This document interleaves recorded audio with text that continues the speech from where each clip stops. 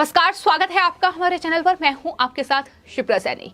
आर्यन खान की मुश्किलें बढ़ चुकी हैं। आर्यन खान की जमानत अर्जी को एनडीपीएस कोर्ट ने खारिज कर दिया है। उसके बाद अब आर्यन खान बॉम्बे हाई कोर्ट पहुंचे हैं, वहां जमानत याचिका दाखिल की गई है। अब सबकी निगाहें बॉम्बे हाई कोर्ट पर टिकी हैं कि आखिर बॉम्बे हाई कोर्ट अब आर्यन खान की जमानत को लेकर क्या फैसला सुनाएगा। क्या आर्यन खान को बेल मिलेगी या फिर सलाखों के पीछे रहेंगे आर्यन खान, इस पर अभी भी सस्पेंस बना हुआ है। चूंकि बॉम्बे हाई कोर्ट में अब इस पूरे मामले की सुनवाई होगी, लेकिन जिस तरीके से एनडीपीएस कोर्ट में फैसला सुरक्षित रखा गया था, उसके बाद से लगातार ये उम्मीद शाहरुख खान और पूरा बॉलीवुड लगाए बैठा था कि आर्यन खान को जमानत मिल जाएगी। लेकिन कहीं ना कहीं कोर्ट के फैसले ने बता दिया है कि आर्यन खान ने भले ही उनके पास से ड्रग्स जब्त ना हुई हो, लेकिन जिस तरीके से पूरे मामले में उनकी भूमिका रही है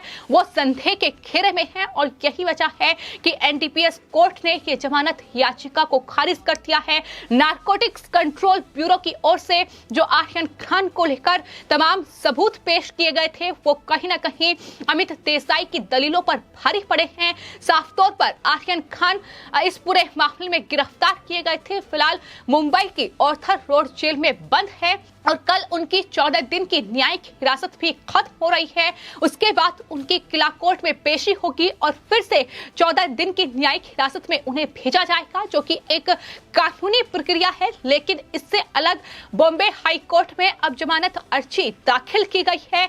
लेकिन आज जो एनडीपीएस कोर्ट ने आर्यन खान को लेकर फैसला सुनाया है, उसके बाद अब उद्धव ठाकरे सरकार में मंत्री और नेता एक बार फिर से बौखला गए हैं। यही नहीं, शाहरुख खान और बॉलीवुड के एक बड़े तबके को एक बार फिर से बड़ा झटका लगा है, या यूं कहें कि उनके मुंह पर करारा तमाचा जो है वो कोर्ट के फैसले ने जड़ा है, जाहिर तौर पर। क्योंकि जिस तरीके से नशेड़ी गैंग का समर्थन ये बॉलीवुड के तमाम बड़े चुनिंदा जो हस्तियां हैं वो कर रही थी, जिस तरीके से नवाब मलिक से लेकर उद्धव ठाकरे और यहां तक कि शिवसेना के जो नेता है किशोर तिवारी, वो सुप्रीम कोर्ट पहुंच गए हैं आर्यन खान को बचाने के लिए। तो ये फैसला साफ तौर पर उन्हें जवाब देने के लिए काफी है कि किस तरीके से आर्यन खान की पास से जो चैट बरामद हुई है, जो उनके फोन से एनसीबी को सबूत मिले हैं, वो जाहिर तौर पर आने वाले वक्त में आर्यन खान की मुश्किलें बढ़ाएंगे।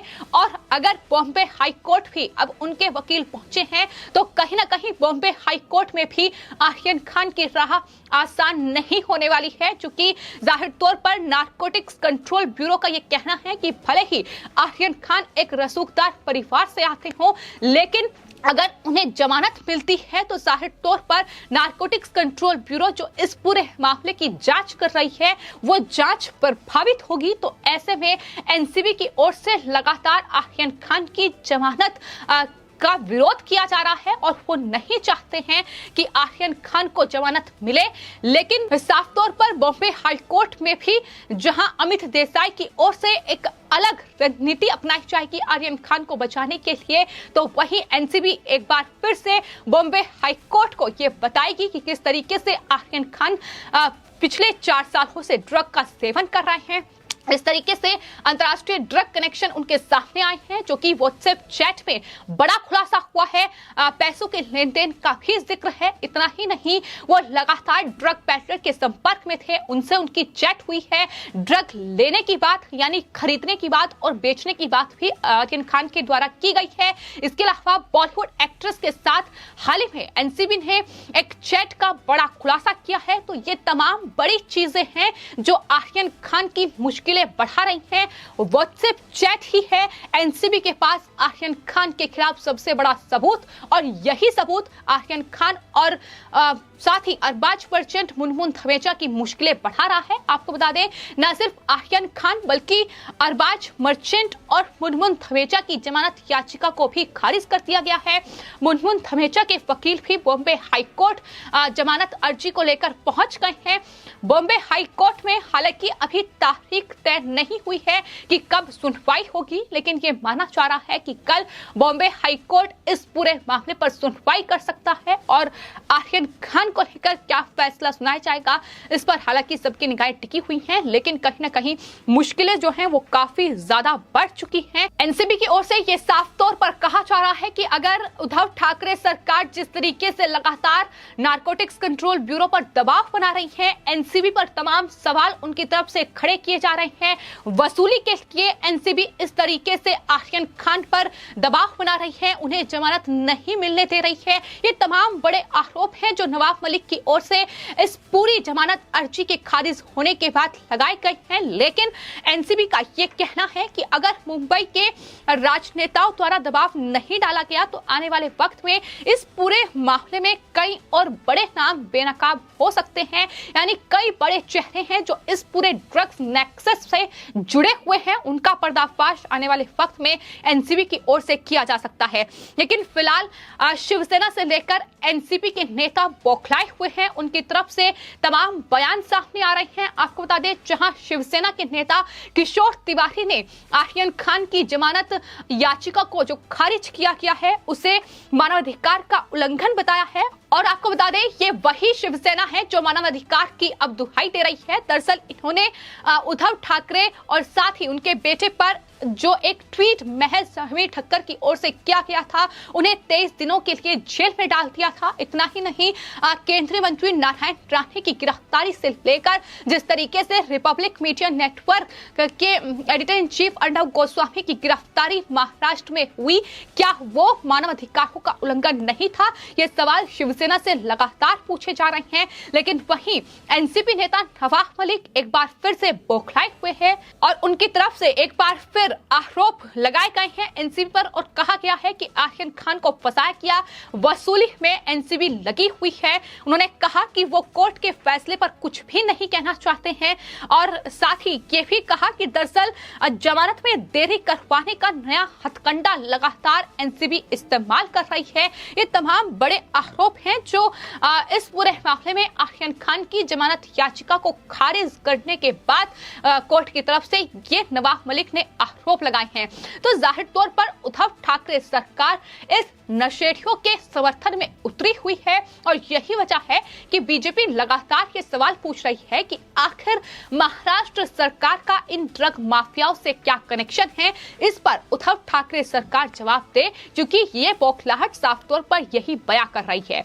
लेकिन तमाम विभाजन का ही जो ताकतें हैं वो भी एकजुट हो गई हैं, तमाम वामपंथी जो दल है वो एकजुट हो गए हैं। लिबरल पत्रकारों का पूरा गिरोह आर्यन खान जो कि ड्रग्स का सेवन करते थे, साफ हो चुका है कि किस तरीके से इस पूरे इंटरनेशनल ड्रग सिंडिकेट का वो हिस्सा है। बावजूद इसके साइमा से लेकर सवा नकवी जैसे तमाम पत्रकार जो हैं वो ट्वीट कर रहे हैं, और शॉकिंग इस पूरे फैसले को लेकर ट्विटर पर उनकी तरफ से ट्वीट किया जा रहा है। हार्ट ब्रेकिंग, ये लगातार बॉलीवुड की हस्तियां ट्वीट कर ट्रेंड चलाने की कोशिश कर रही हैं। तो किस तरीके से बॉलीवुड में जो कि एक नशेड़ियों का अड्डा बनता जा रहा है, लेकिन उस नशे को इनका समर्थन मिल रहा है, उन नशेड़ियों को ये समर्थन कर रहे हैं, जो कि अपने आप में 100 सवाल खड़े करता है। लेकिन फिलहाल कोर्ट का फैसला ये बताने के लिए काफी है कि आर्यन खान भले ही बॉलीवुड के सुपरस्टार शाहरुख खान के बेटे हों, लेकिन अगर उन्होंने ड्रग्स का इस तरीके से लेन देन किया है, अगर ड्रग्स का सेवन किया है, तो जाहिर तौर पर इसकी सजा उन्हें भुगतनी होगी। और बॉम्बे हाई कोर्ट फिलहाल इस पूरी याचिका पर क्या सुनवाई करेगा, क्या टिप्पणी बॉम्बे हाई कोर्ट की ओर से की जाएगी, इस पर सबकी नजरें टिकी हुई हैं। लेकिन मुश्किलें बॉम्बे हाई कोर्ट में भी बढ़ेंगी, क्योंकि एनसीबी के पास आर्यन खान की वो व्हाट्सएप चैट है जिसका तोड़ आर्यन खान के वकील अमित देसाई और सतीश मानसिंघे निकालने में लगातार नाकामयाब ही साबित हो रहे हैं। तो ऐसे में वो किस तरीके से अपनी दलीलें कोर्ट में रखेंगे, क्या कुछ कोर्ट में कहेंगे, किस तरीके से आर्यन खान का बचाव वो करेंगे। हालांकि इससे पहले जो अमित देसाई की ओर से दलीलें रखी गई हैं, बेहद बचकानी दलीलें उन्होंने दी हैं। उन्होंने कहा है कि आर्यन खान बच्चे हैं, इसलिए उन्हें छोड़ देना चाहिए, जमानत उन्हें दे देनी चाहिए। इतना ही नहीं, आर्यन खान सिर्फ ड्रग्स का सेवन कर रहे थे, उनके पास से कोई ड्रग जब्त नहीं हुआ है, तो ऐसे में कोई आधार नहीं है कि व्हाट्सएप चैट के आधार पर उन्हें गिरफ्तार किया जाए। ये तमाम बड़ी बातें हैं, तमाम दलीलें हैं जो उनकी तरफ से रखी गई हैं, लेकिन व्हाट्सएप चैट ये साफ तौर पर बयां कर रही है कि किस तरीके से इस पूरे ड्रग नेक्सस के सबसे बड़े सरगना हैं आर्यन खान, शाहरुख खान के बेटे। तो जाहिर तौर पर मुश्किलें बढ़ेंगी और बॉम्बे हाई कोर्ट में भी शाहरुख खान के बेटे आर्यन खान को लेकर फैसला जो है वो जाहिर तौर पर आने वाले वक्त में आएगा। लेकिन ये माना जा रहा है कि जमानत मिलनी फिलहाल मुश्किल ही नहीं नामुमकिन नजर आ रही है, क्योंकि एक के बाद एक नारकोटिक्स कंट्रोल ब्यूरो को बड़े सबूत हाथ लग रहे हैं, गिरफ्तारी का दौर पड़ रहा है। तो ऐसे में मुश्किलें लगातार आर्यन खान की बढ़ रही हैं। तो शाहरुख खान और आर्यन खान को एक बार फिर बड़ा झटका लगा है। सलाखों के पीछे अभी आर्यन खान रहेंगे, ये तय हो चुका है। बॉम्बे हाई कोर्ट में फिलहाल कब इस पूरे मामले की सुनवाई होगी, इस पर सबकी निगाहें टिकी हुई हैं। फिलहाल आपकी इस पूरे मामले पर क्या राय है, हमें कमेंट बॉक्स में जरूर लिखें और चैनल को सब्सक्राइब करें।